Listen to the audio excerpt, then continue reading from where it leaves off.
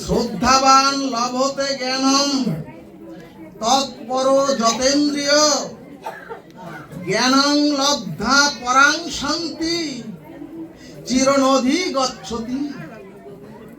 সুধীজন, ভগবান বললেন, ওগো জীবের জীবনে দুইটি দিক, একটি হলো শ্রদ্ধা আর একটি হলো সন্দেহ।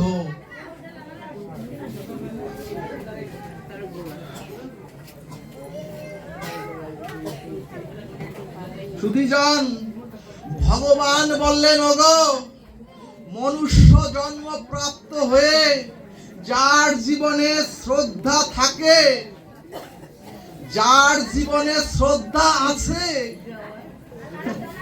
তার জীবনে মঙ্গল, তার জীবনে কল্যাণ, তার জীবনে প্রেম, তার জীবনে ভক্তি এবং তার জীবন নির্ভরতায় পরিপূর্ণ হয়ে যায়। আর যার জীবনে শ্রদ্ধাবিহীন সংশয়, যার জীবনে শ্রদ্ধাবিহীন সন্দেহ উৎপন্ন হয়, তার জীবন ধ্বংস, তার জীবন পতন এবং অকল্যাণময় হয়। সুধীজন, ভাগবতে মহাজন প্রশ্ন করে বললেন, ওগো তোমরা যে মন্দিরে দেবতার পূজা অথবা তোমরা যে রাধা মাধবের বিগ্রহ এতক্ষণ তোমরা যে নিজেরা দেখলে আর আরাধনা করলে, একটু আগে তোমরা যে হরিনাম সংকীর্তন করলে, আর এখন যে তোমরা এই মধুর ভাগবত অমৃত শ্রবণ করিতেছ, ভাগবত বললেন অন্যদিকে তোমরা যে দান ধ্যান তীর্থ পর্যটন আর তোমরা যে প্রতিনিয়ত সৎকর্ম করো, এ সকল তোমাদের বিফল হবে যদি তোমাদের জীবনে শ্রদ্ধা না থাকে। জয় নিতাই গৌর হরি বল। ভাগবত বললেন, ওগো হরিনাম করেও কিচ্ছু হবে না যদি হরিনামে শ্রদ্ধা না থাকে। ওগো মন্দিরে গিয়ে রাধা মাধবের বিগ্রহ সেবা, বিগ্রহ অর্চন করেও কোনো লাভ হবে না, কারণ যদি শ্রদ্ধা না থাকে ওই বিগ্রহ শুধুই ইট কাঠ মাটির প্রতিমা মাত্র। এরপরে বললেন, ওগো এই যে সাধু সঙ্গ, এই যে হরিনাম হলো, এই 4টা দিন যে ভাগবত অমৃত হলো, এর থেকেও তোমরা কিছুই পাবে না যদি শ্রদ্ধাহীন সাধু সঙ্গ, যদি শ্রদ্ধাহীন সাধু সঙ্গ করো, তাহলে শুধুমাত্র বৃথা সময় ব্যয় করা মাত্র। সুধীজন, এই কারণেই আপনার জীবনে, এই কারণেই আমার জীবনে সমস্ত প্রাপ্তি, আমার জীবনের সমস্ত কল্যাণ, সমস্ত মঙ্গল, প্রেম ভক্তি বলেন আর উদ্ধার বলেন, সবকিছুই নির্ভর করছে আপনার শ্রদ্ধার উপরে। সুধীজন, এরপরে ভগবান বললেন, সংশয় আত্মা বিনশ্বতি, সংশয় আত্মার বিনশ্বতি, অর্থাৎ শ্রদ্ধাহীন সংশয় সন্দেহ মানুষকে বিনাশ করে দেয়।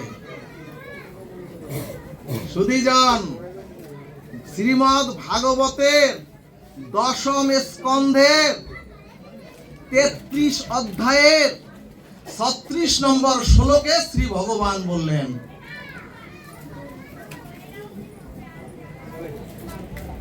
অনুগ্রাহেণ ভক্তানাম মানুষম দেহ আশ্রিতম ভজতে তাদৃশ ক্রিয়া যা শ্রুতা তৎ পর ভবেৎ।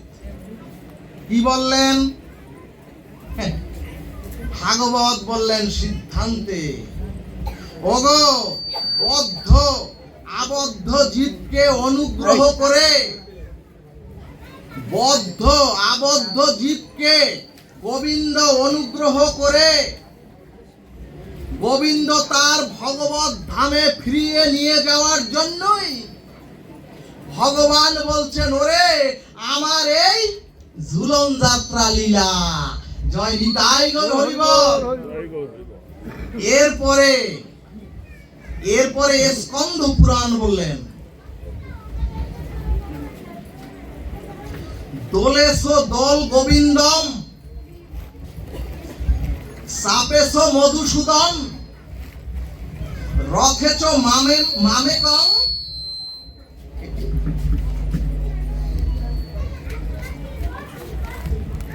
রথেচ মামেনং দৃষ্টা পুনর্জন্ম ন বিদ্যতে। চিৎকার আসে। প্রথমে কি বললেন স্কন্দ পুরাণ? দোলেশ দোল গোবিন্দম, দোলেশ দোল গোবিন্দম অর্থাৎ সুধীজন শ্রাবণ মাসের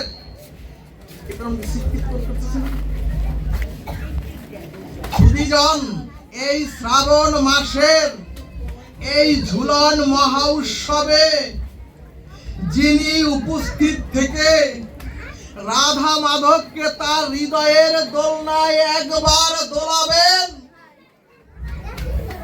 তার আর পুনর্জন্ম হবে না।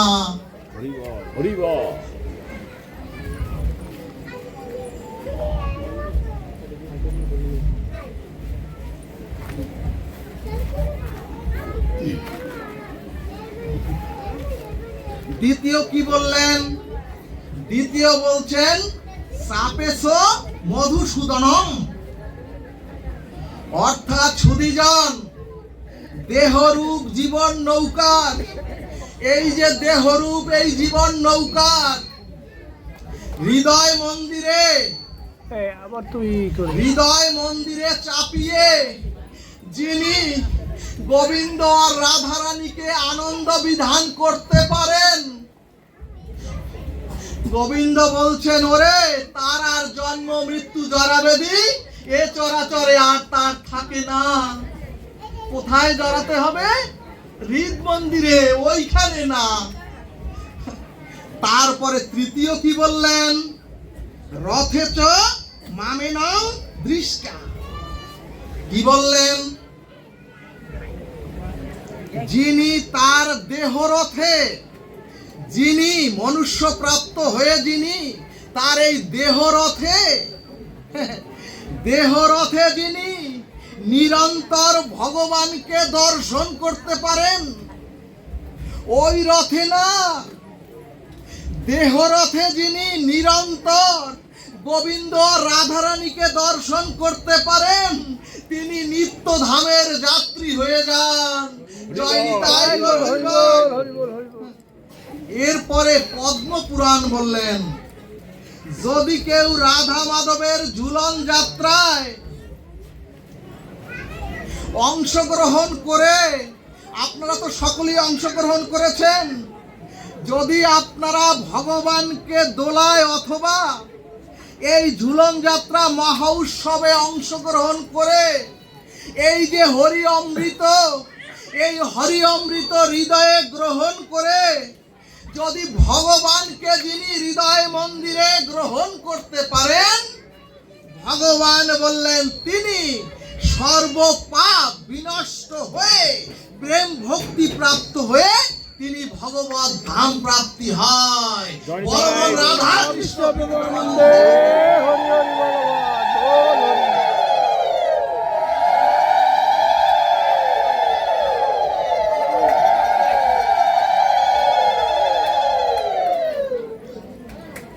বিষ্ণু সুধীজন, আমরা তো জানি ধর্ম মানে শুধু উৎসব আর লোক সংগঠন, এটাকেই মনে করি আমরা ধর্ম। ভাগবত বললেন, ওগো ধর্ম মানে শুধু অনুষ্ঠান আর এই যে যাগযজ্ঞ, এটা কোনো ধর্ম নয়। ধর্ম মানে হাজার হাজার মানুষকে একত্রিত করে লোক সংঘট্ট করাও নয়। সুধীজন, ভাগবত বললেন, ওরে ধর্ম হচ্ছে আচরণে, ধর্ম হচ্ছে আচরণে। সুধীজন, অনুষ্ঠান প্রয়োজন, এই ভাগবত আলোচনাও প্রয়োজন, হরিনাম সংকীর্তন যজ্ঞ প্রয়োজন। কিন্তু যদি শুধু অনুষ্ঠান আর এই আলোচনার মধ্যে সীমাবদ্ধ থাকে, তাহলে ধর্ম কখনোই জাগবে না।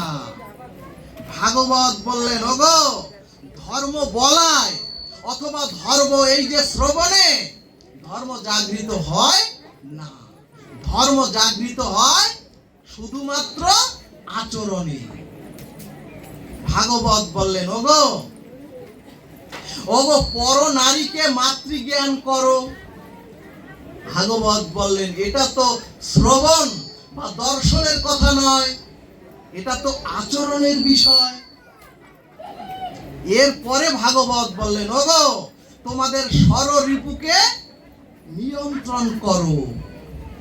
এটা তো শ্রবণের বিষয় নয়, এটা তো আচরণের বিষয়। রাধে, এটা তো আচরণের বিষয়। এই কারণেই ভাগবত বললেন, এখন চারিদিকে ভগবানের অনুষ্ঠান, এখন চারিদিকে এখন চারিদিকে নাম যজ্ঞ আর এই ভাগবত আসরের এত আয়োজন,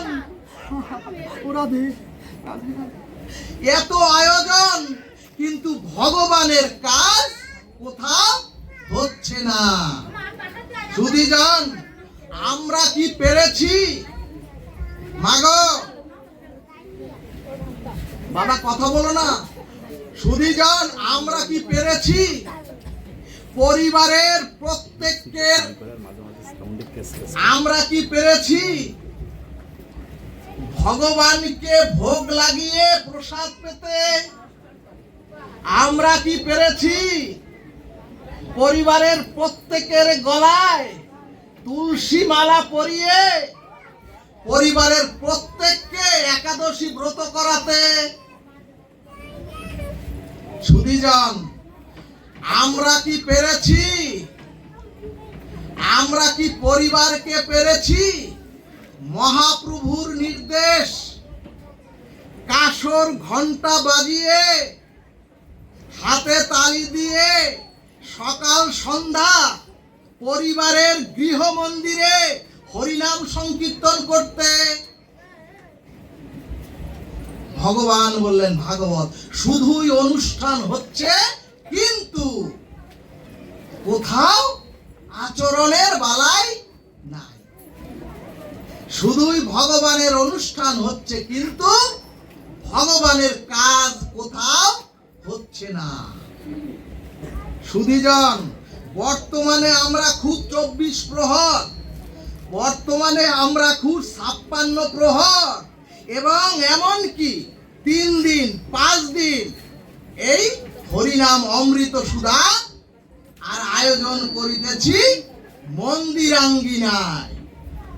দেখবেন সবগুলি হয় মন্দিরাঙ্গিনায়, কিন্তু বাড়িতে অথবা গৃহ মন্দিরে পারিবারিক ভাবে ধর্মের অনুশীলন কতটুকু হচ্ছে?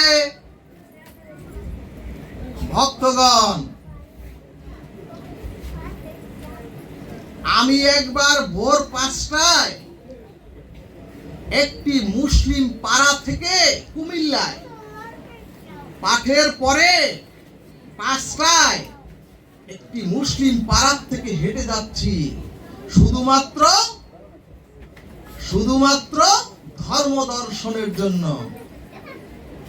আমি দেখলাম প্রায় 70% মুসলিম গৃহ মন্দিরে।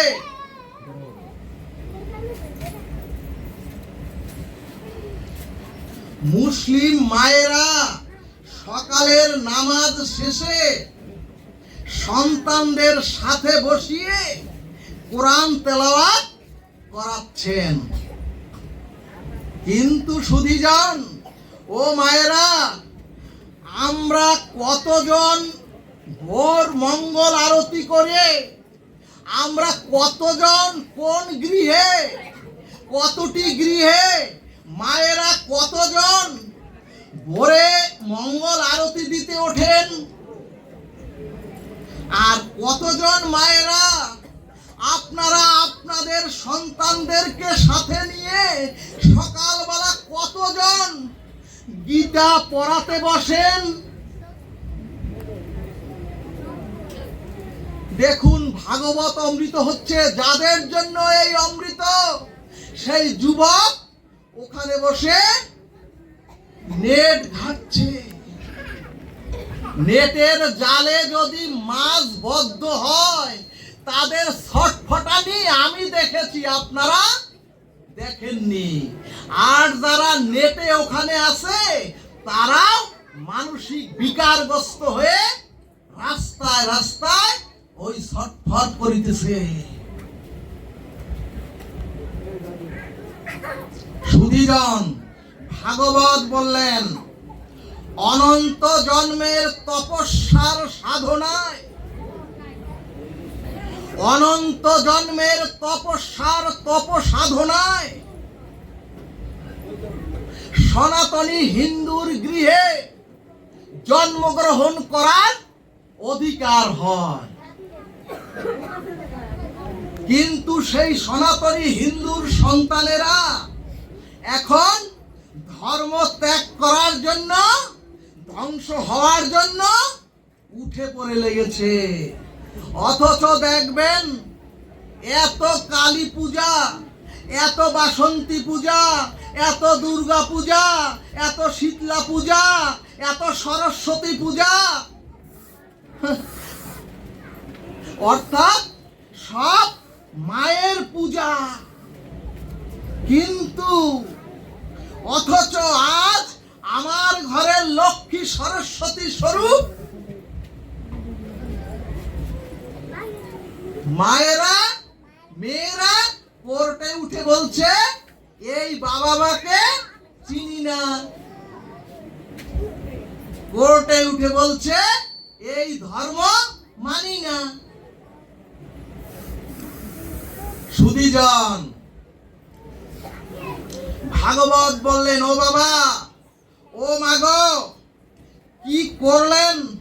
30 বছর নাম কীর্তন সঙ্গে, নাম কীর্তন যজ্ঞে ডামাডোল বাজিয়ে কি করলেন? ওই সংকীর্তন যজ্ঞে হাজার হাজার লোক সংগঠিত করে কেঁদে কেঁদে বক্ষ ভাসিয়ে প্রেমালিঙ্গন দিয়ে কি করলেন? এর একটাই কারণ, হিন্দুর বাড়িতে পারিবারিক ভাবে শুদ্ধ ধর্মীয় কোন গীতা ভাগবতের অনুশীলন নাই। হিন্দুর বাড়িতে মায়েরা, বাবারা কোন গীতার অনুশীলন করেন না, সন্তানরাও করেন না। এমনকি হিন্দুর বাড়িতে প্রতিদিন আনহিক করে সকালে আর সন্ধ্যায় একত্রিত হয়ে হরিনাম করেন না। সেই গৃহ নরক না হয়ে কি হবে? সেই গৃহে নরক যন্ত্রণায় ভোগবেন না? আমাকে গালি দিয়ে কি লাভ হবে? এমনকি এখন বাড়িতে গুরুজনদের প্রতিও শ্রদ্ধা ভক্তি প্রণাম একেবারে তুলে দিয়েছে। ভাগবত বললেন, ওগো, পরিবারে ধর্ম চর্চা করে শান্তি ফিরিয়ে আনতে হবে, নতুবা ওই কান্দা আফগানিস্তানের মতো আমাদের দুর্দশাও অপেক্ষা করিতেছে। সুধীজন, শ্রীমদ্ ভগবদ গীতার রাজগুহ্য যোগে অখণ্ড পরতত্ত্ব শ্রী ভগবান বললেন, মন মনা ভব মদ ভক্ত মজ্জাদিমাং নমস্কুরু। অর্থাৎ ভগবান বললেন তোমাদের মনটা আমাকে দাও। সুধীজন, এখানে ভাগবত বললেন, ওগো আপনি আপনার শরীর, আপনি আমি আপনাদের শরীর যেখানে আপনারা সেখানে নাই, মন যেখানে আপনার মন যেখানে আপনি সেখানেই আছেন। এখন যদি কেউ মনে করেন এই বেটা তো 9:30 বাজিয়ে দিয়েছে, যদি মনে করেন তাইলে ভাববেন আপনি এই আসরেই নাই। সুধীজন, এই কারণেই ভাগবত বললেন, ওগো মনই আপনার উদ্ধার আর মনই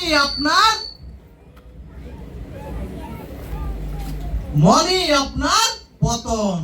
অর্থাৎ চাবি একটাই, যদি এদিকে দেন খুলবে, এদিকে দেন আটকে যাবে।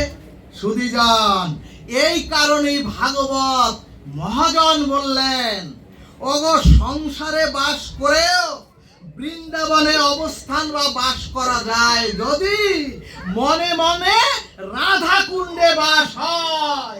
জয় নিতাই গৌর সীতারাম প্রেমানন্দে হরি হরি।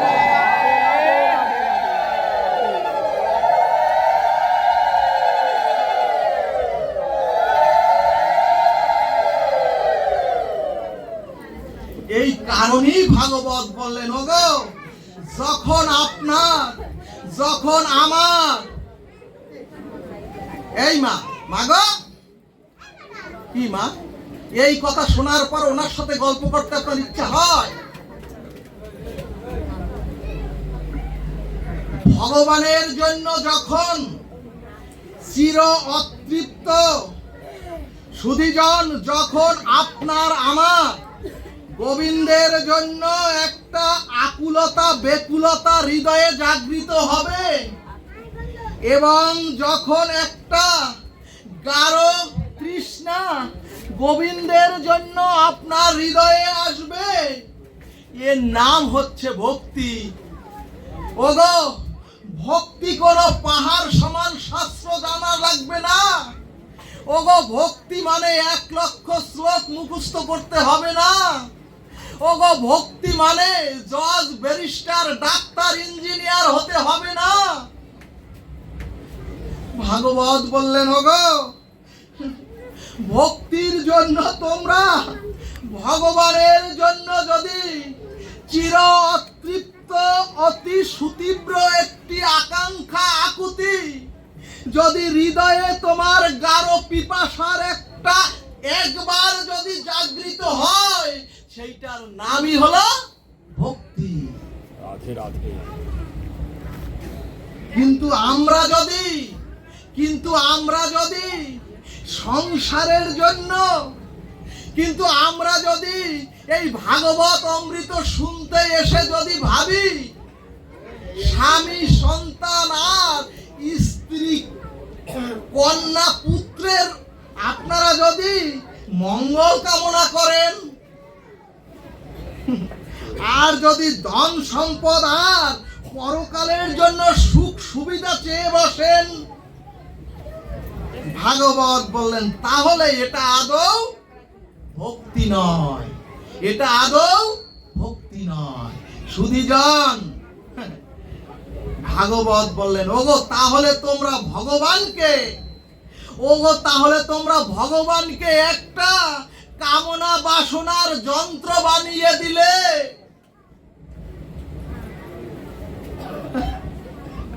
এই কারণেই ভাগবত বললেন, ওগো ভগবানের প্রতি যদি একটু তোমাদের কামনাও জাগে, ওগো ভগবানকে যদি তোমরা ভগবানের প্রতি যদি একটু ভগবানের প্রতি যদি একটু ক্রোধ জাগে, ভগবানের প্রতি যদি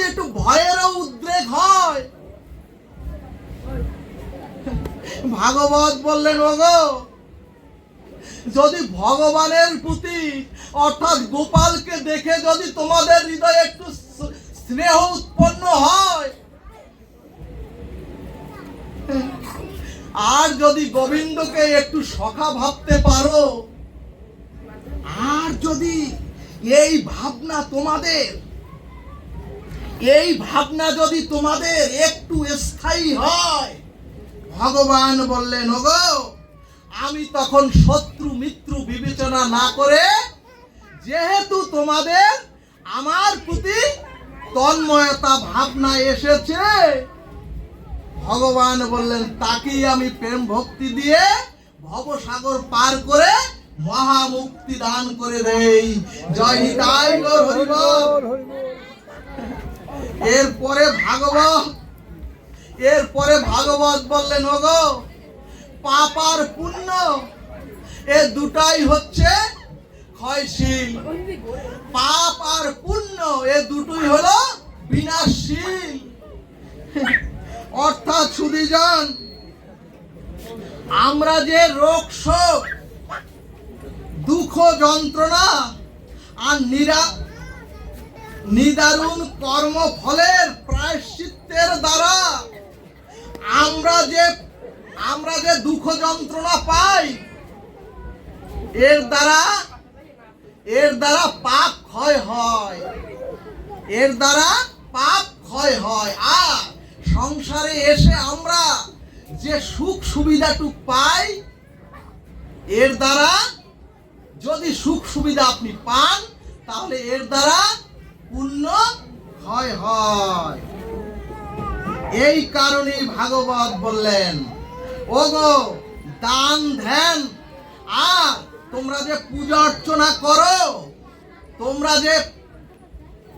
তোমরা যে পূজার ক্রিয়াদি করো, এর দ্বারা যে পুণ্য হয়, এটা তোমাদের সুখ ভোগের দ্বারা ক্ষয় হয়ে যায়।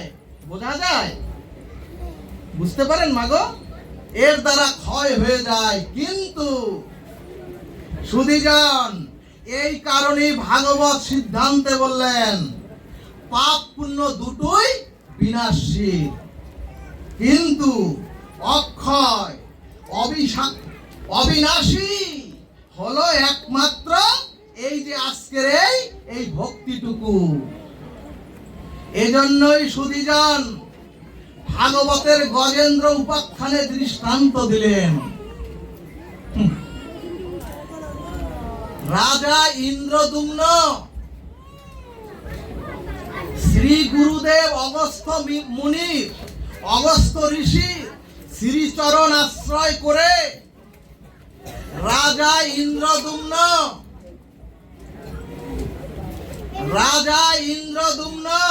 অগস্ত্য মুনি ঋষি অর্থাৎ গুরুদেবের শ্রীচরণে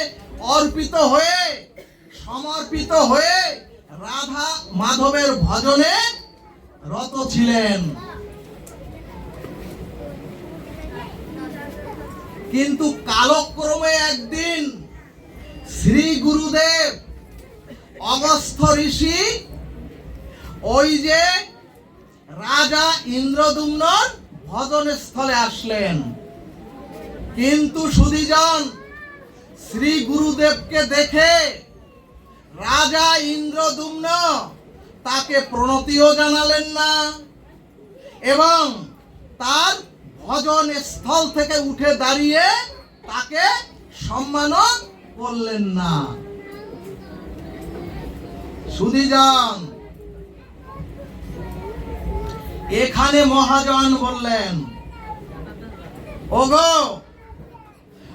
কোন মহৎকে দেখে তোমরাও যদি কোন মহৎকে দেখে, কোন শ্রেষ্ঠকে দেখে যদি তোমরাও সম্মান শ্রদ্ধা না করো, তাহলে সেই মুহূর্তে তার পুণ্য ক্ষয় হয়ে তার পরমায়ু নষ্ট হয়ে যায়। বলো না গো, রাধে রাধে। এবং সুধীজন, পুণ্য ক্ষয়ে জীবের দেহে যখন পাপে পূর্ণ হয়ে যায়, পুণ্য ক্ষয় হয়ে জীবের দেহ যখন পাপে পূর্ণ হয়ে যায়, তখনই তাকে তার মনুষ্য জন্মটাকে হারাতে হয়। জয় নিতাই গৌর হরি বল। সুধীজন, অর্থাৎ যখন পুণ্য ক্ষয়ে মানুষ এই চরাচরে অতিরিক্ত পাপ করে অথবা শাস্ত্র লঙ্ঘিত অশাস্ত্রীয় পাপ কর্মে লিপ্ত হয়, তখনই তার মনুষ্য জন্মের ভাগ্য রহিত হয়ে যায়। মহাজন সিদ্ধান্তে বললেন, ওগো আমরাও যদি সাধু গুরু আর এই বৈষ্ণবদের অবজ্ঞা করি, ওগো যদি আমরাও সাধু গুরু আর বৈষ্ণবকে অবজ্ঞা করি, আমরাও যদি মহৎকে মান্যতা দান না করি, আর যদি আমরাও ওই যুগল ভজন রাধা মাধবের ভজন না করি, তাহলে স্খলিত চরিত্রের দ্বারা আমরাও পরবর্তী জন্মে পশু জন্মে নিক্ষেপিত হব। জয় নিতাই গৌর হরি বল। রাধে রাধে। বিষ্ণু। সুধীজন, ঠিক তদ্রূপ শ্রী গুরুদেব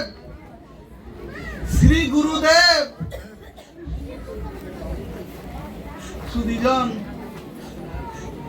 ঠিক তদ্রূপ সবাই রাখো, ঠিক তদ্রূপ শ্রী গুরুদেব অগস্ত্য ঋষিকে অভিসম্পাত অর্থাৎ অভিশাপ করে বললেন, ওই বাবাকে ঘুম থেকে জাগান। বাবা, ভাগবত হচ্ছে, আপনাকে বলছি। ঠিক তদ্রূপ শ্রী গুরুদেব অগস্ত্য ঋষিকে অভিসম্পাত করে বললেন, যাও হস্তি জন্ম গ্রহণ করো। সুধীজন,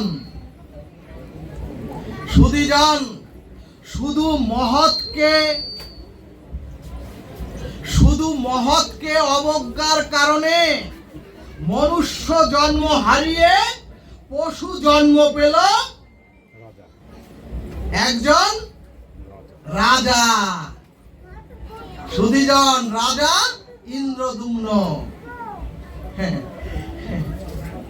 এখানে সর্ববেদান্ত সার সিদ্ধান্ত দিলেন, ওগো পুণ্য ক্ষয়ে পাপে পূর্ণ হলো বলেই, পুণ্য ক্ষয় হয়ে পাপে পূর্ণ হলো বলেই ইন্দ্রদ্যুম্ন রাজা মনুষ্য জন্ম হারিয়ে পশু জন্ম পেল। কিন্তু সুধীজন, ওই যে রাজা ইন্দ্রদ্যুম্ন শ্রী গুরুদেবের চরণে সমর্পিত হয়ে রাধা মাধবের যতটুকু ভজন সাধন করেছেন, ওই ভক্তিটুকু ওই রাজা ইন্দ্রদ্যুম্নের বিনষ্ট ক্ষয় হলো না।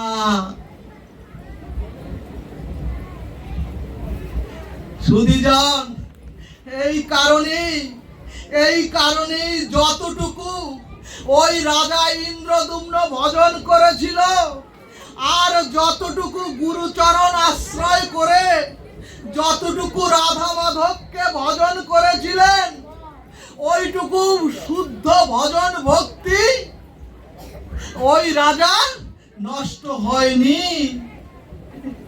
গজেন্দ্র উপাখ্যানে দৃষ্টান্ত দিলেন, ওগো স্ত্রী পুত্র কন্যার জন্য গজেন্দ্র যখন সরোবরে নামলেন, তখন স্ত্রী পুত্র কন্যা বললেন, ওগো স্বামী, আরো একটু ভিতরে গিয়ে স্বচ্ছ জল এনে দাও, তারপর আমরা সেই জল গ্রহণ করি এবং স্বচ্ছ জলে আমরা জল কেলি করি। রাজা ইন্দ্রদ্যুম্ন রূপ ওই গজেন্দ্র হাতি স্ত্রী পুত্র কন্যার জন্য নিজে বাধ্য হয়ে ওই গভীর জলে যখন নামলেন, তখনই ওই সরোবরের কুমির ওই রাজা ইন্দ্রদ্যুম্ন রূপ গজেন্দ্রের পা কামড়িয়ে ধরলেন। সুধীজন, যখন হাতির কামড়িয়ে ধরলেন পা, কুমিরে যখন হাতিরূপ গজেন্দ্র চিৎকার করতেছিলেন, ওগো ওগো স্ত্রী, ওগো পুত্র, ওগো কন্যা, দেখো আমাকে কুমির পা কামড়িয়ে ধরেছে, আমি তো আর উঠতে পারছি না, তোমরা আমাকে উদ্ধার করো, তোমরা আমাকে কুমিরের থেকে উদ্ধার করে তোমাদের সাথে আমার গৃহ মন্দিরে তোমরা আমাকে নিয়ে যাও। কিন্তু সুধীজন, একটু চেষ্টা করে যখন সন্ধ্যা ঘনিয়ে এলো, তখন রাজা ইন্দ্রদ্যুম্নকে ওই গজেন্দ্রকে ওই জলের মধ্যে মৃত্যুর মুখে ফেলে, ওই কুমিরের মুখে ফেলে ওই স্ত্রী পুত্র কন্যা তাদের গৃহে চলে গেলেন।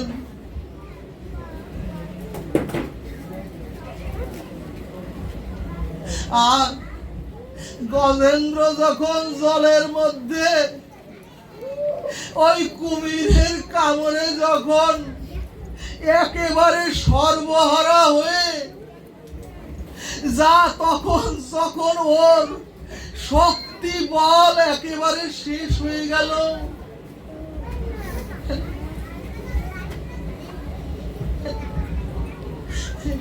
এখানে ভাগবত সংকেত দিলেন, ওগো ওই সরোবরের ওই কুমিরটাই হচ্ছে কাল বা মৃত্যু। এবং গজেন্দ্র যখন সরোবরের জলে নেমেছিল, তখন তার স্ত্রী পুত্র কন্যা তাকে বলেছিল, ওগো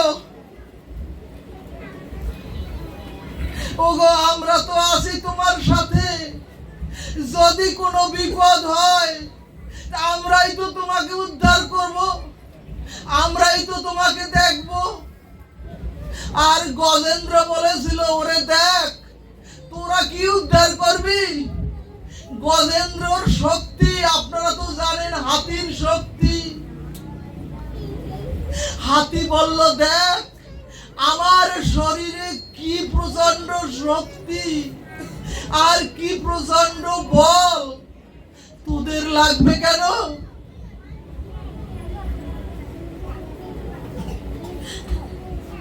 আর যখন তোরা আমার সাথে আছিস, তখন আমার ভয় কিসের? ঠিক তদ্রূপ আমরাও সাধুর সঙ্গ এড়িয়ে, আমরাও গোবিন্দকে বাদ দিয়ে, আমরাও যখন মনে করি আমাদেরও তো স্ত্রী পুত্র কন্যা আত্মীয় স্বজন বান্ধব অনেক আছে,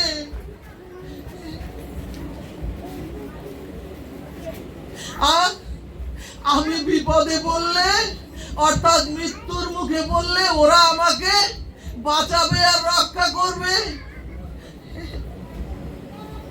কিন্তু বাবা, কিন্তু মাগো, ওই মৃত্যুরূপ কুমির, ওই কালরূপ বিভৎস কুমির, ওই কালরূপ বিভৎস মৃত্যু যখন মানুষের সম্মুখে আসে, আর কেউ তখন থাকে না। ও বাবা, এই মহা সংসারে আপনি আমি যখন শিশু হয়ে এসেছিলাম, কিছুই তো চিনি না, কাউকে তো চিনি না, কিন্তু শিশুর পরে যখন মা চিনলাম, বাবা চিনলাম, ভাই চিনলাম, বোন চিনলাম, কুটুম্ব চিনলাম, একটা আত্মীয়তার বলয় সৃষ্টি হলো। কিন্তু কোথা থেকে যে সময় চলে গেল,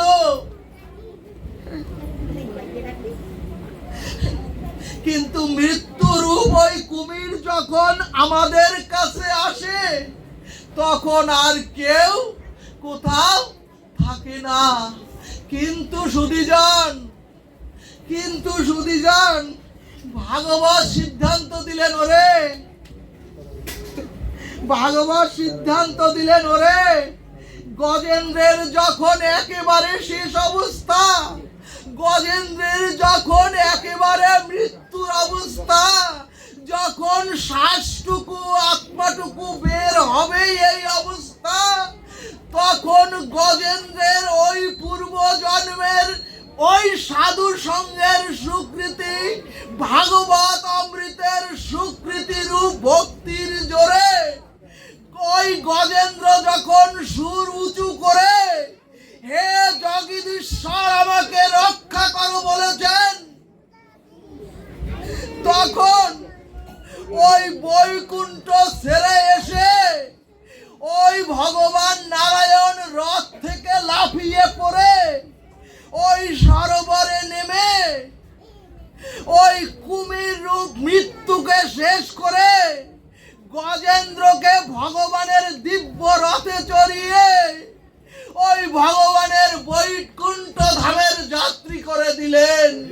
জয় নিতাই গৌর সীতানাথ প্রেমানন্দে হরি হরি।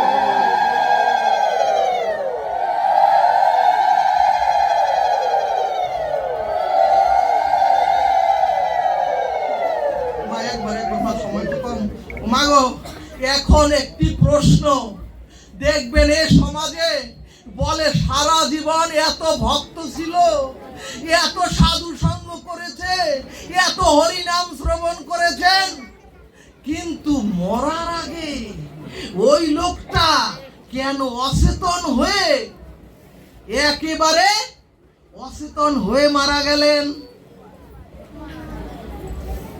যদি অচেতন হয়ে যায় তাহলে ও গোবিন্দ, ওই ভক্ত তোমার নাম নেবে কি করে?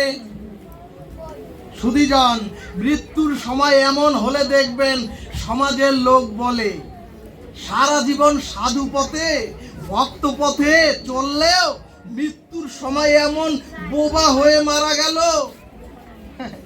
সুধীজন, এভাবে বলবেন না, কারণ ভগবান অঙ্গীকার করে শ্রীমদ্ ভগবদ গীতায় বলেছেন, অনন্য চিন্তান্তমাং যে জনা পর্যুপাসতে তে সংযুক্তা বিত্তানাং যোগক্ষেমম বহম মহম। কি বলেছেন গোবিন্দ? গোবিন্দ বলেছেন, ওরে যিনি নিত্য নিরন্তর আমাকে স্মরণ মনন চিন্তন করেন এ চরাচরে এসে, ওরে তার মৃত্যুর সময় আমি নিজে তার দেহ স্মৃতি যদি নাও থাকে, ওরে তার হৃদয় মন্দিরে আমি নিজে অবস্থান করে ওরে সেই ভক্তের হয়ে আমি ওর দেহ মন্দিরে বসে নাম করিয়ে নিজে নাম করে ওই গোবিন্দকে আমার ভগবত ধামে আমি নিয়ে চলে যাই। জয় নিতাই গৌর হরি বল। কিন্তু সুধীজন, এত সাধু সঙ্গ, এত ভাগবত, এত হরিনাম আমরাও তো অনেক দিন থেকে যাচ্ছি, বহু তীর্থ ধামেও গতাগতি করছি, কিন্তু এত করেও আমাদের মধ্যে যে রোগ, এই রোগ সারছে না কেন? এখন প্রশ্ন, জীবের মূল রোগটা কি? সুধীজন, ভাগবত দৃষ্টান্ত দিলেন, জীবের মূল রোগটা হলো এই যে আমরা এখন, আমি পাঠ করতে বসেছি, আমি এখন পাঠক, আপনারা সকলে এখানে শুদ্ধ শ্রোতা হয়ে বসেছেন, আপনারা সকলে শ্রোতা। ওইখানে ওই যে যিনি পূজা করছেন তিনি হচ্ছেন পূজারী। আর যদি এখন কেউ ঘুমে ধ্যান করেন তাইলে সে হলেন ধ্যানী। সুধীজন, তাহলে যখন পূজা করেন তখন হচ্ছে পূজারী, যখন পাঠ করে তখন হচ্ছে পাঠক, যখন শ্রোতা আপনারা যখন শ্রবণ করেন তখন হচ্ছে শ্রোতা।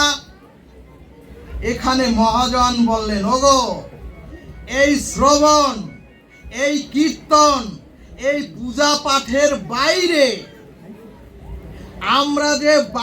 আমরা যে ব্যবহারিক অথবা সংসারে যখন চলাফেরা করি সেখানে আমার এই স্বভাবটা, সেখানে আমার এই ভাবটা কাজ করে তো? সুধীজন, বুঝাতে পেরেছি? এখানে পাঠক হয়ে ভাবাবিষ্ট হয়ে তো আমি বসেছি, আপনারা শ্রোতা হয়ে যেভাবে আবিষ্ট হয়ে, আপনারা যেভাবে আবিষ্ট হয়ে হরিকথা শ্রবণ করছেন অথবা হরিনামে যেভাবে আবিষ্ট হয়ে আমরা হরিনাম শ্রবণ করি, ভাগবত বললেন, ওগো এই আবিষ্ট ভাবটা, এই যে আবিষ্ট ভাবটা, এইটা বাইরে অথবা সংসারের ব্যবহারে কাজ করে তো? সুধীজন, নাকি আমি পূজার সময় শুধুই পূজারি কিন্তু বাহিরে গিয়ে অন্যজন, নাকি আমি শুধু পাঠকের সময় ভাবাবিষ্ট হয়ে পাঠক সেজেছি, নাকি পাঠকের বাইরে আমি অন্যজন? কিন্তু সুধীজন, ভাগবত বললেন, ওগো যত পাঠই আমি করি যদি পাড়া প্রতিবেশীর সাথে, যদি পাড়া প্রতিবেশীর সাথে, যদি স্ত্রী পুত্র পাড়া প্রতিবেশীর সাথে যদি তখন আমার এই পাঠকগিরির ভাবটা না থাকে, আবার আপনারা এখন শুদ্ধ শ্রোতা হয়ে হরিকথা শ্রবণ করছেন, কিন্তু এখান থেকে বাইরে অথবা সুধীজন সংসারে ব্যবহারে যদি এই প্রশান্ত শান্ত ভাব না থাকে, তাহলে আপনাকে জানতে হবে আপনার সাধু সঙ্গ সফল হয়নি, আর আপনার মূল রোগের গায়ে এখনো হাত পড়েনি। সুধীজন, আর এইখানের শান্ত ভাব, এখানের সমাহিত পূজারী কীর্তনিয়া শ্রোতা ভাব যদি সংসারে বাহিরে বজায় থাকে, তাহলে বুঝতে হবে আপনার পুরো রোগ সেরেছে এবং সাধু সঙ্গ সার্থক হয়েছে। জয় নিতাই গৌর হরিবল। সুধীজন, প্রশ্ন আসতে পারে, এখানের ভাবটা কেমন? সুধীজন, এখানে সাধু সঙ্গে ভাগবত আসরে আমরা তো নারী পুরুষ একত্রে আমরা সকলে বসেছি, কিন্তু দেখবেন এই অমৃত সুধা যদি কর্ণ থেকে হৃদয়ে যায়, কারো মধ্যে কোনো বিকার উৎপন্ন সৃষ্টি হবে না। তার মানে এখানের যে ভাবটা, অর্থাৎ সুধীজন, পর নারী পর স্ত্রী আমার মা বোনেরা পাশে বসে থাকলেও তাদের প্রতি আমাদের যে মাতৃত্ব ভাবটা, এখানের যে শান্ত সমাহিত এই ভাবটা, সুমিষ্ট ভাবটা ব্যবহারে যদি আচরণে না থাকে,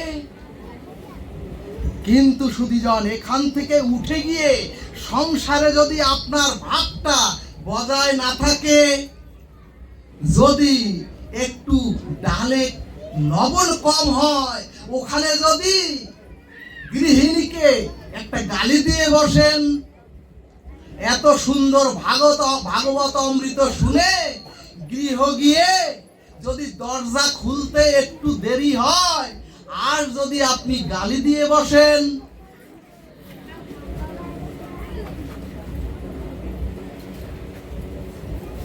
ভাববেন আপনার সাধু সঙ্গ কোনো কাজে আসেনি। আর যদি এখানের সমাহিত ভাবটা আপনার সংসারে বাহিরে বজায় থাকে তাহলেই বুঝবেন আপনার সাধু সঙ্গ সার্থক হয়েছে। বলো না গো রাধে রাধে। কিন্তু শুনিলেন এক বৃদ্ধ মাঝি তার যুবক সন্তানকে বললেন, ওরে তুই দাঁড়টা বা আর আমি হালটা শক্ত করে ধরে রাখি। সারা রাত্র ওই পিতা পুত্র দুইজনে ওই নৌকা সারা রাত্র, শীতের রাত্রে, কুয়াশার রাত্রে সারা রাত্র বাইলেন। ভোরবেলা বাবা ওই যুবক ছেলেকে জিজ্ঞেস করছে, ও বাবা দেখ তো নৌকাটা কত দূর এগুলো। পুত্র বলে, ও বাবা এত সর্বনাশ, হারামজাদা সারা রাত্র বাইলি যে। পুত্র বলে, ও বাবা অত যে ঘাটের তা সেই ঘাটি, বলো কি? পুত্র বলে, ও বাবা ওই যে নৌকার নোঙ্গর, ওই নোঙ্গরই তোলা হয় নাই। ভাগবত বললেন, অনুষ্ঠান যজ্ঞ এবং সাধু সঙ্গ করে যদি আপনার স্বভাবের গায়ে হাতি না পড়ে, যদি হরি কথা শুনে আপনার পিতা মাতার প্রতি শ্রদ্ধা, যদি হরি কথা শুনে প্রতিদিন পিতা মাতাকে যদি প্রতি না করতে পারেন, সাধু সঙ্গ করে যদি প্রতিবেশীর সাথে ব্যবহারে, মনুষ্য জীবনে সমাজে ব্যবহারে যদি ভদ্রতাই না আসে, ভাগবত বললেন ভক্ত দরকার নেই, আগে ভদ্র হও। এরপরে সুধীজন, আমরা মন্দিরে গিয়ে ধূপ প্রদীপ জ্বালাই, মন্দিরে গিয়ে ধূপ প্রদীপ জ্বালাই, কে না জ্বালাই বাবা? ধূপ প্রদীপ জ্বালাই এবং খুব আবেশ সিক্ত হয়ে জ্বালাই, খুব আবেশ সিক্ত হয়ে মন্দিরে গিয়ে ধূপ প্রদীপ জ্বালাই। অর্থাৎ ভালোভাবে বুঝবেন, যে মন্দির ইট কাঠ পাথর দিয়ে মানুষ তৈরি করেছে সেই মন্দিরে গিয়ে আপনি ধূপ প্রদীপ জ্বালান। কিন্তু সুধীজন, যে শ্রীনিবাস রূপী দেহ মন্দির গোবিন্দ নিজে গড়েছেন, সেখানে যদি নেশা, সেখানে যদি বিড়ি সিগারেট, সেখানে যদি তামাক জর্দা তোলেন,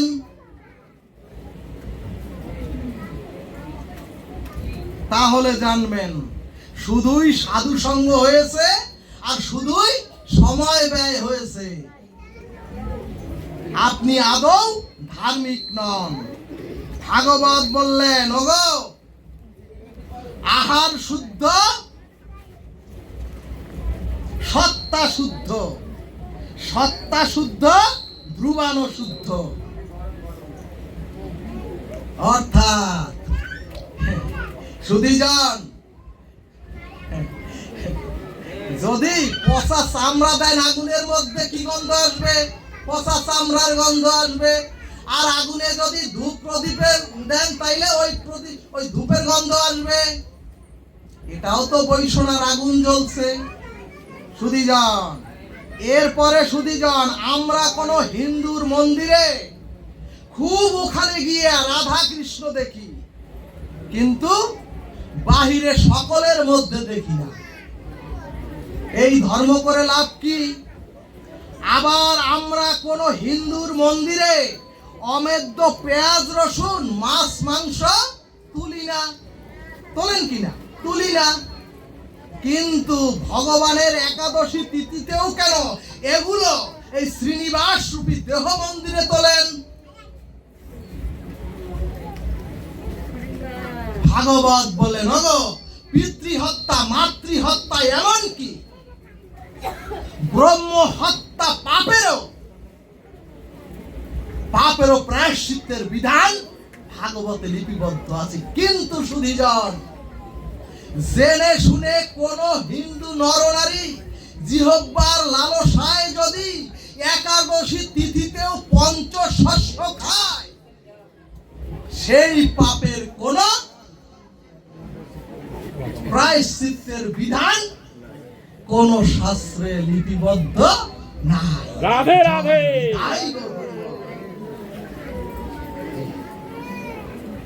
ভক্তগণ, শাস্ত্রের অর্থ হচ্ছে যে আপনাকে শাসন করে, শাস্ত্রের অর্থ হচ্ছে যে আপনাকে সংশোধন করতে পারবে, সেই হলো শাস্ত্র। সুধীজন, কষ্ট পাবেন না। ভাগবত মানুষকে সংশোধন করবে, ভাগবত মানুষকে ভদ্র, শান্ত, সমাহিত, সংস্কার করে এক একটি দিব্য কান্তি দেহ তৈরি করে নিত্য ধামে পৌঁছে দেয়। জয় নিতাই গৌর। রাধে।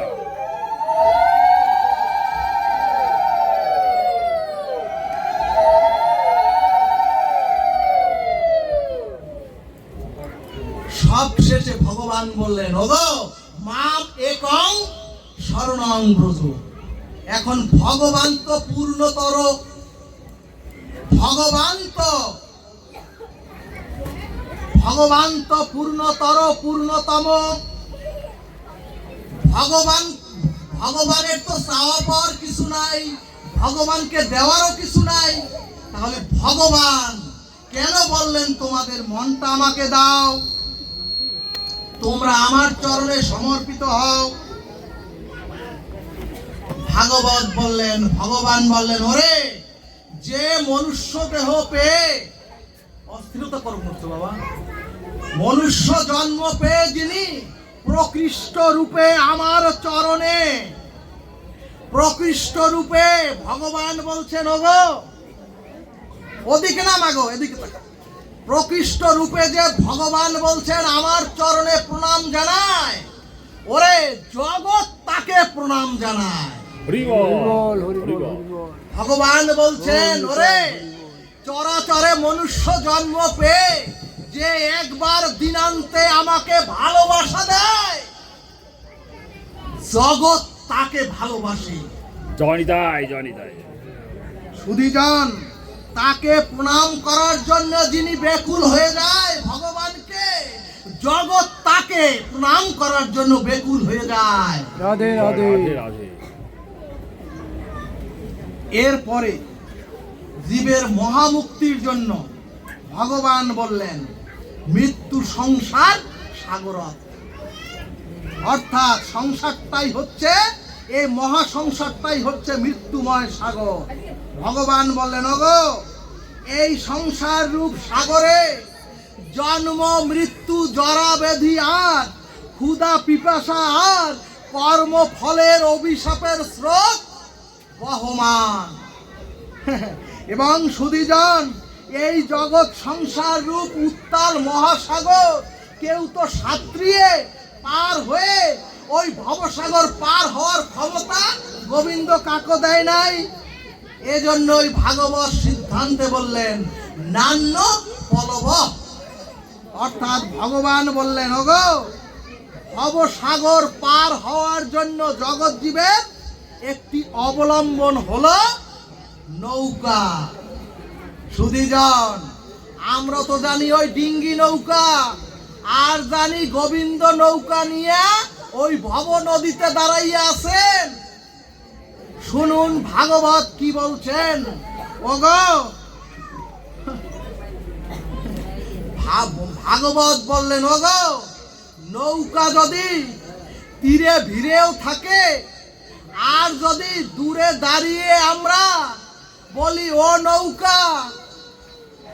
নৌকা আমাকে পার করে দাও, আমরা নৌকা যদি তীরে ভিড়েও থাকে আর আমরা যদি দূরে দাঁড়িয়ে দাঁড়িয়ে বলি, ও নৌকা আমাকে ভবসাগর পার করে দাও, নৌকা বলছেন, আগে তুমি এসে আমাকে আশ্রয় আশ্রয় করো, তারপর আমি পার করে দেব। সুধীজন, এজন্যই ভগবান দুইটি প্রয়োজনের কথা বললেন। প্রথম হচ্ছে নৌকা দরকার, দুই হচ্ছে নৌকার দক্ষ মাঝি দরকার। সুধীজন, সর্ববেদান্ত সার ভাগবত সিদ্ধান্তে বললেন, ওগো ভগবানের লীলারূপ এই হরিকথাটাই হলো মৃত্যু ভব সংসার পারে একমাত্র নৌকা।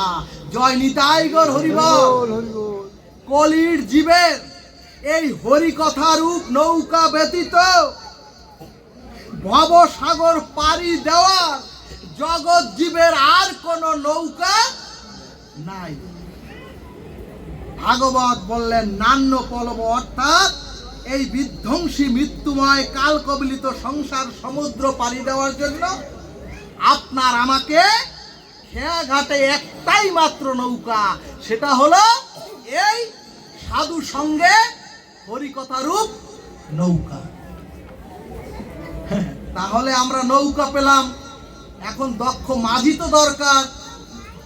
ভাগবত সিদ্ধান্তে বললেন, ওগো শ্রী গুরু আর বৈষ্ণবী হলেন একমাত্র ওই নৌকার কান্ডারি। অর্থাৎ শ্রী গুরু বৈষ্ণবী হলেন ভব নৌকার মাঝি। বলমন সাধু গুরু বৈষ্ণব ভক্তগণ, শাস্ত্র বললেন শ্রী গুরু বৈষ্ণব ছাড়া কেউ নৌকার হাল ধরতে পারবে না। কিন্তু আমাদের মহা দুর্দশা হলো বৈতরণী খেয়া ঘাটে ভব সাগর পারের যাত্রী যদি নৌকায় আশ্রয় না নিয়ে দূরে দাঁড়িয়ে চিৎকার করে বলতে থাকি, আমাকে পার করে দাও, আমাকে পার করে দাও। কিন্তু সুধীজন, নৌকার কথা হলো আগে আমাকে আশ্রয় করো, তাহলেই আমি পার করে দেব। কিন্তু এখানে একটি প্রশ্ন, পাপী তাপী আমরা তো সমাজে অনেক আছি, অর্থাৎ যারা সাধু সঙ্গকে এড়িয়ে চলেন, এমন কি যারা গোবিন্দকে এড়িয়ে চলেন,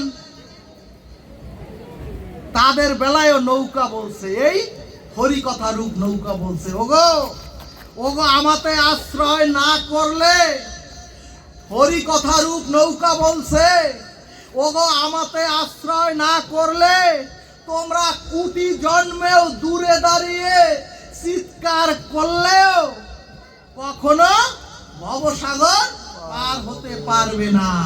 জয় নিতাই গৌর। এরপরে ভাগবত বলছে এই নৌকার স্বভাব হলো, এই নৌকায় যদি পাপী তাপী স্খলিত পাষণ্ডীয় একবার আশ্রয় নেয়, নৌকা বললেন আমি তাকে পার করে দেই। এখন প্রশ্ন আসবে, হরিকথা রূপ নৌকা কোনো বিচার করে না, কিন্তু প্রশ্ন আসবে কি করে হরিকথা রূপ নৌকা পাপী তাপীকেও পার করে দেবে? এখানে গোবিন্দ বললেন হৃদয়স্থ অভদ্রাণী বিধৌনতি সুরিত শতাম। ভগবান বললেন, ওগো হরিকথা যার কর্ণ দিয়ে প্রবেশ করে, ভগবান বললেন ওরে তার হৃদয়ে, যার হৃদয়ে একবার হরিকথা প্রবেশ করে, তার হৃদয়ে হরিকথা রূপ ব্রহ্ম অখিল রসামৃত রসামৃত মূর্তি কৃষ্ণই ভিতরে ঢুকে তার অনন্ত জন্মের সকল পাপ গোবিন্দ নিজে পরিষ্কার করে ধুয়ে মুছে দেয়।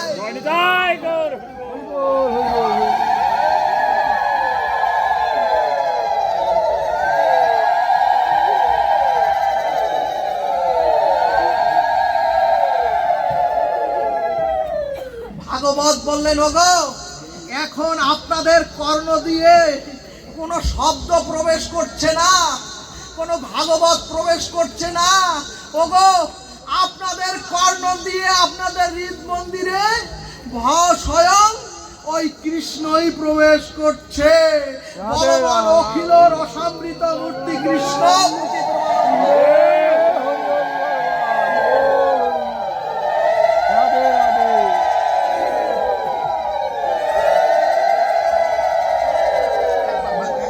একবার ভাগবত একবার।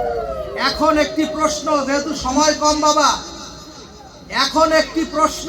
আমরা সকলে ভবসাগর পার হচ্ছি, সবাই তো হরি কথায় নৌকায় আপনারা আশ্রয় নিয়েছেন, আমরা তো সকলেই পার হচ্ছি, কিন্তু মাঝে মধ্যে শ্রী গুরুদেব থাকলেও, হরি কথারূপ নৌকা থাকলেও,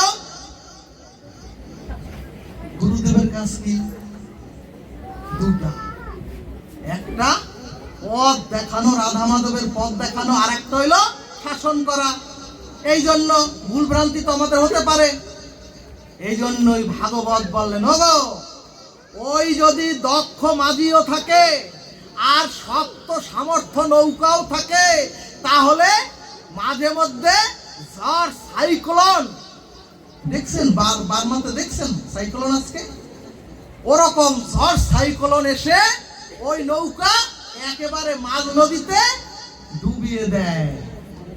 শুধু যান, এখানে ভাগবত সিদ্ধান্তে বললেন, হরিকথারূপ ভবপারের নৌকা যিনি আশ্রয় করেছেন, ওগো যিনি মনুষ্য জন্ম গ্রহণ করে হরিকথারূপ রাধা কৃষ্ণকে যিনি তার হৃদয়ে স্থান দিয়েছেন, এবং গাঢ় কর্ণে যিনি নিয়মিত হরিকথা শ্রবণ কীর্তন মনন চিন্তন করেন, তার জন্য গোবিন্দ দৃঢ়ভাবে বললেন, ওরে ওরে তাদের জন্য আমি, ওরে শোনো, তাদের সারা জীবন শুনেছো ভবসাগর পার হতে হয়। ভগবান বলছেন দৃঢ় কণ্ঠে ভাগবতে, ওরে তাদের জন্য আমি ওই ভবসাগরটাকে মরুভূমি করে দেই। জয় নিতাই গৌর প্রেমানন্দে।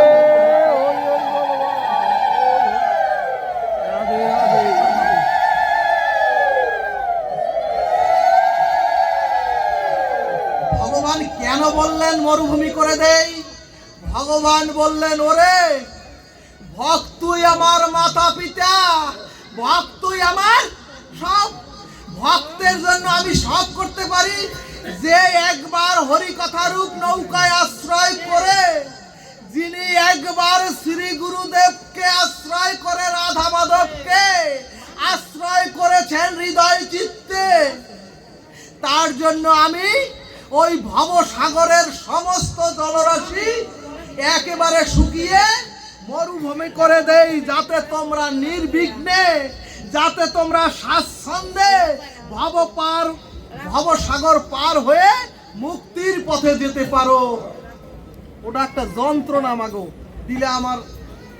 সুধীজন, আমরা তো প্রায় সকলেই দীক্ষা শিক্ষা নিয়ে, নিয়েছি। আমরাও তো অনেক দিন থেকে হরি কথা শ্রবণ করি, হরিনাম করি, সাধু সঙ্গ করি, গুরু সঙ্গ করি। এবং সুধীজন, ভাগবত বলছেন তারপরও মাঝে মাঝে আমাদের মধ্যেও কামনা বাসনার ঝড় আসে। ওরে মানুষ তো তোমরা, ভগবান বলছে, ওরে মানুষের মধ্যে কামনা বাসনার ঝড় আসবে, আর তখন তোমরা মাঝ নদীতে ডুবে মরবেই। কিন্তু গোবিন্দ সিদ্ধান্ত দিয়ে বললেন, ওরে যিনি মহৎ নির্গলিত, এই আমার হরি কথা যাদের প্রিয় হয়, প্রিয় হয়েছে তো, যাদের প্রিয় হয়, আমি তাদের সংসার সাগরে, আমি এই সংসার সাগরের কাম ক্রোধের জলটাকে শুকিয়ে দিয়ে সেই সমুদ্রটাকে আমি মরুভূমিতে পরিণত করে দেই, আর তার তোমরা সকলেই অনায়াসে পার হয়ে আমার নিকুঞ্জ ধামের তোমরা সকলে যাত্রী হয়ে যাবে। বলবান রাধা কৃষ্ণ প্রেমানন্দে।